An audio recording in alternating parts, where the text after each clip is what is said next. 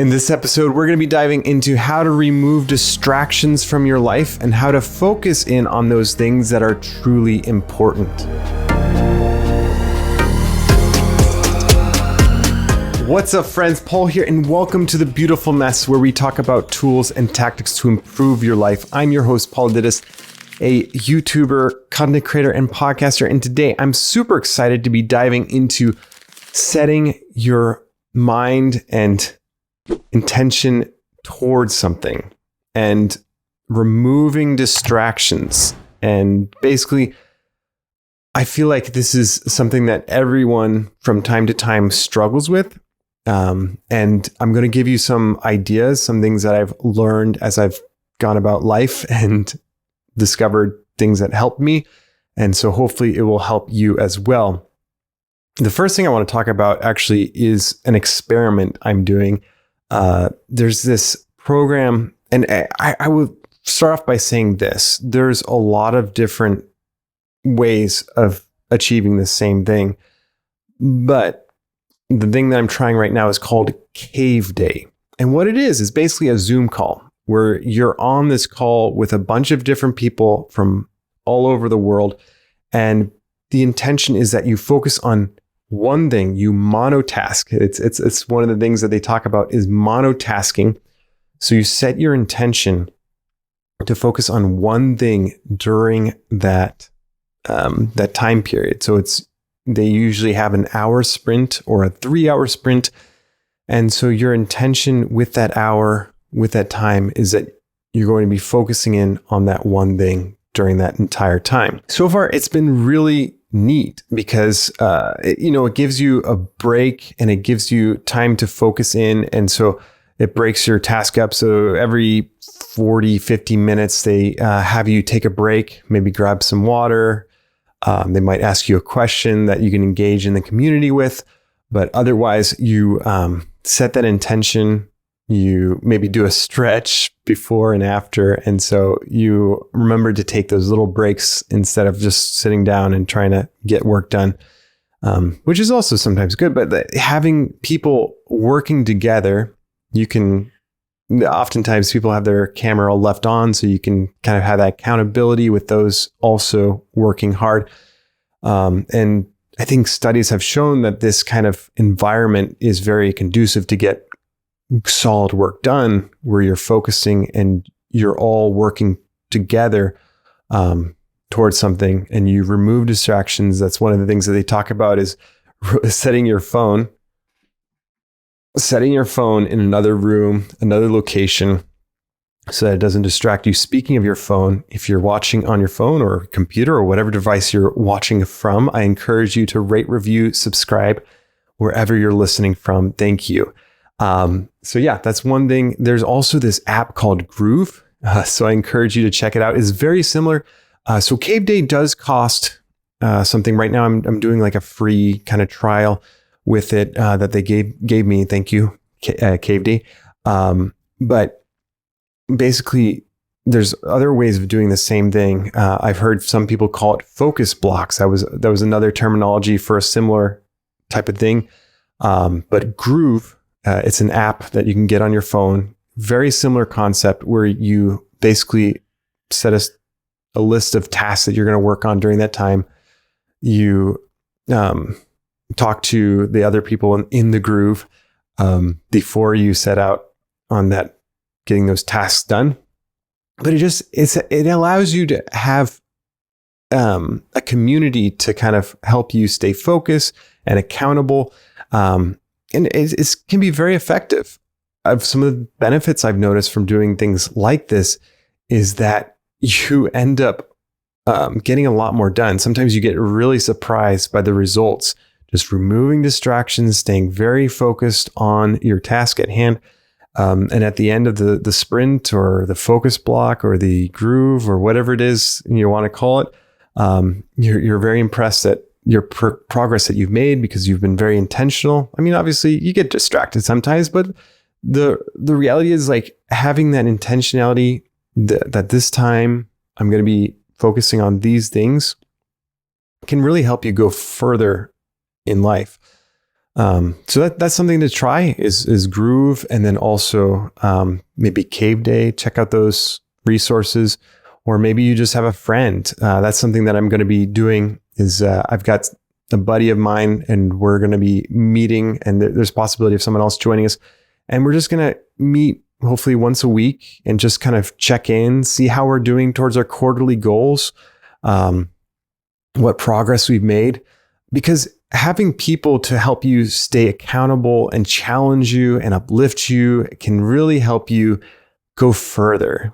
It reminds me of what Mr. Beast talked about with YouTubers. Like when he was first starting out, I think he had a group of people that he met with almost like all day for, I forget how long. It was a while. It was, I want to say like 100 days or 1,000 days. I don't know, but it was a long time where all they would do is talk about YouTube. But having that group allowed them to probably progress so much faster than someone that just, spent that time by themselves trying to figure these things out.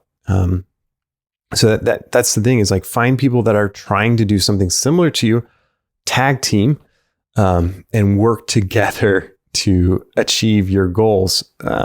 Especially, let's say you run a business, find someone else that runs a similar business or has a similar circumstance as you, and then you can kind of help each other stay accountable. The other thing is remove distractions, and the different distractions that I'll mention that I'd recommend taking a look at is your notifications. See what pops up on your phone. It's a great time. Every single time one of those notifications pops up, ask yourself, is this important? Do I need this notification the next time it dings? If not, disable it.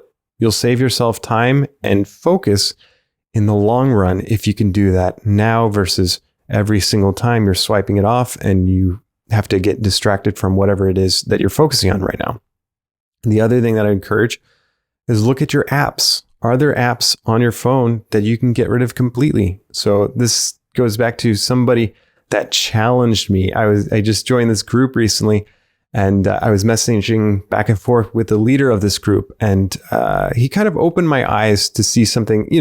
We all spend time on our phone, and what he opened my eyes to see was like, this might be the reason that I'm not able to achieve like a goal. Like, and that like changed the way I looked at this issue. Like, it's one thing for you to see like, hey, I'm not achieving my goals, but it's another to say, I'm not achieving my goals because of this. And someone that can see from the outside your circumstance better than you can often, maybe they have an insight that you can't see. And so that's why having accountability, having people that can help direct your focus and attention to things that will have an impact can really be helpful. I mean, it's like kind of like having a life coach. And so sometimes you can find that by actually getting a life coach. I know they're out there. Maybe sometime I'll try it out and let you know how that goes. But or just having friends that can walk the journey with you and share their insights, things that they're learning, things that they're growing with. And then the other thing is filtering out distractions. Filter out tools. Are there tools that are no longer serving a purpose? This has happened to me in the past where I thought at one point this tool was very important to me. I used it for a while, and then eventually it stopped being useful or it became more of a distraction. And so asking yourself every once in a while, is this tool really worth it? Is it really helping me achieve what I want in life?